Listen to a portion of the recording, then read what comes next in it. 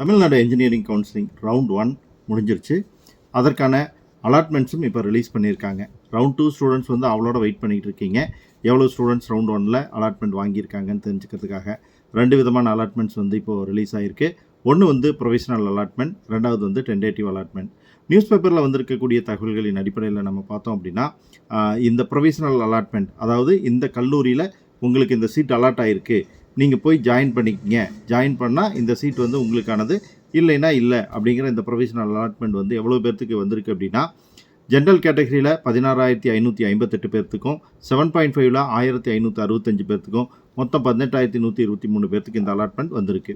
Tentative allotment, அதாவது வந்திருக்கக்கூடிய சாய்ஸில் எனக்கு இந்த சாய்ஸ் ஓகே, பட் இதுக்கு மேலே இருக்கக்கூடிய சாய்ஸஸ் கிடைச்சா இன்னும் பெட்டராக இருக்குன்னு ஃபீல் பண்ணக்கூடிய ஸ்டூடெண்ட்ஸ் கொடுத்தது வந்து அக்செப்ட் அண்ட் அப்வேர்ட், அவங்களுக்கு டென்டேட்டிவ் அலாட்மெண்ட் வந்திருக்கும். அந்த டென்டேட்டிவ் அலாட்மெண்ட் எத்தனை பேருக்கு வந்திருக்கு அப்படின்னு பார்த்தீங்கன்னா, ஜென்ரல் கேட்டகரியை பொறுத்த வரைக்கும் 10,471, 7.5 பொறுத்த வரைக்கும் 672 பேர்த்துக்கும் கிடச்சிருக்கு.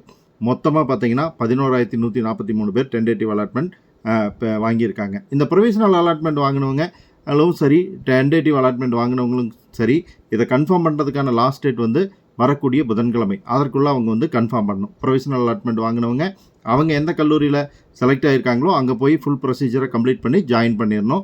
டென்டேட்டிவ் அலாட்மெண்ட் வாங்கினவங்க வந்து அவங்களுக்கு சொல்லப்பட்டிருக்கக்கூடிய ஃபீஸ், சிலருக்கு எல்லாமே இருக்கலாம், அந்த ஃபீஸையும் ஒரிஜினல் சர்டிஃபிகேட்ஸையும் கொண்டுக்கிட்டு போய் எந்த டிஎஃப்சி செலக்ட் பண்ணாங்களோ டென்டேட்டிவ் கொடுத்தப்போ அந்த டிஎஃப்சியில் பே பண்ணிவிட்டு சர்டிஃபிகேட்ஸ் ஹேண்ட் ஓவர் பண்ணிவிட்டு வரணும். அவங்களுக்கான ரிசல்ட்ஸ் வந்து வரக்கூடிய 26ஆம் தேதி வரும். தகவலை ஃப்ரெண்ட்ஸோட ஷேர் பண்ணுங்கள். பிடிச்சிருந்தால் லைக் பண்ணி சேனலை சப்ஸ்கிரைப் பண்ணி லைக் பண்ணுங்கள். Bye friends.